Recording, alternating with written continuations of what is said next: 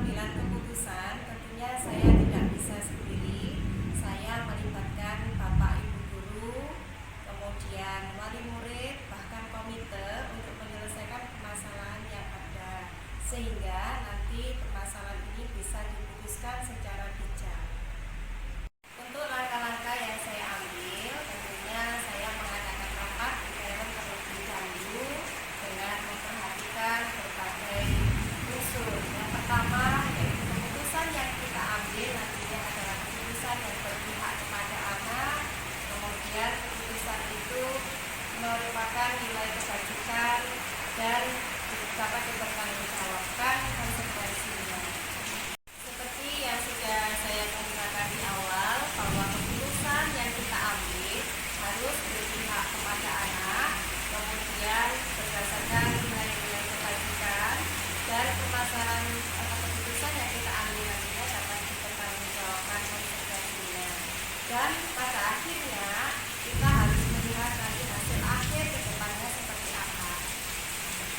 Pengambilan keputusan dalam dilema etika merupakan pengambilan keputusan yang tidak mudah semudah kita membalikan telapak tangan, karena dalam permasalahan ini adalah dua-duanya sama benar, sehingga kita perlu hati-hati, perlu banyak pertimbangan sehingga nantinya bisa menghasilkan keputusan yang berpihak pada anak, dapat dipertanggungjawabkan dan juga merujuk pada nilai kebajikan.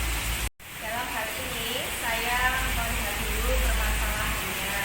Jika permasalahan tersebut benar-benar urgent, maka saya bisa menyelesaikan permasalahan itu sendiri. Namun apabila permasalahan itu butuh untuk dirundingkan bersama, maka saya menjadwalkan untuk mengadakan rapat intern dengan Bapak Ibu guru, dengan Pak Dewan, atau bahkan saya mendatangkan dengan wasit.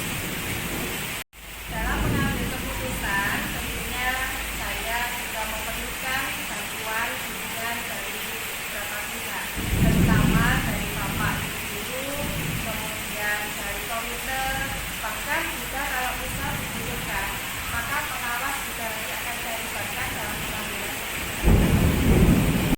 Pengalaman yang saya ambil dari pengambilan keputusan dilema etika, bahwa pengambilan keputusan tersebut harus berdasarkan pada satu, berpihak pada anak, berdasarkan nilai-nilai kebajikan, dan bisa dipertanggungjawabkan konsekuensinya, sehingga pada hasil akhir dapat direfleksikan dan dapat bermanfaat bagi semuanya.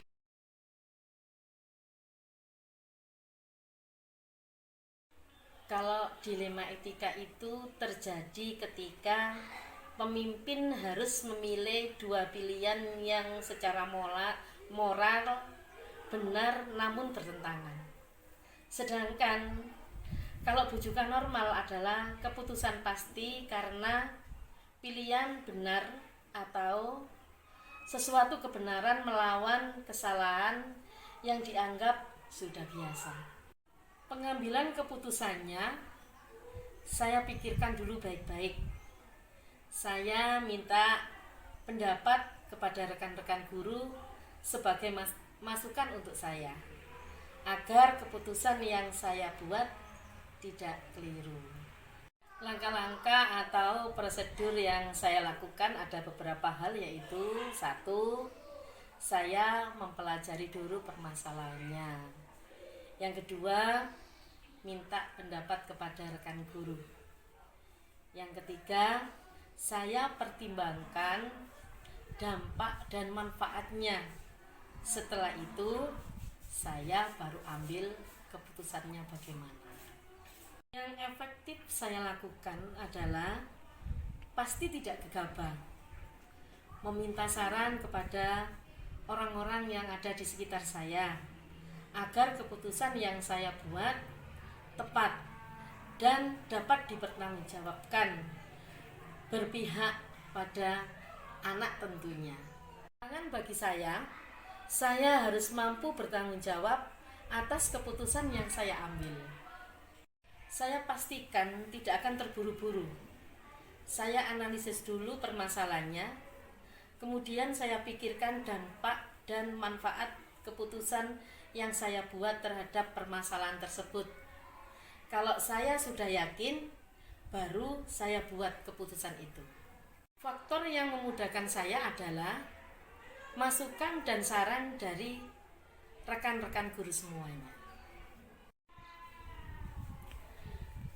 Bahwa dalam mengambil sebuah keputusan, yang penting kita tidak boleh terburu-buru.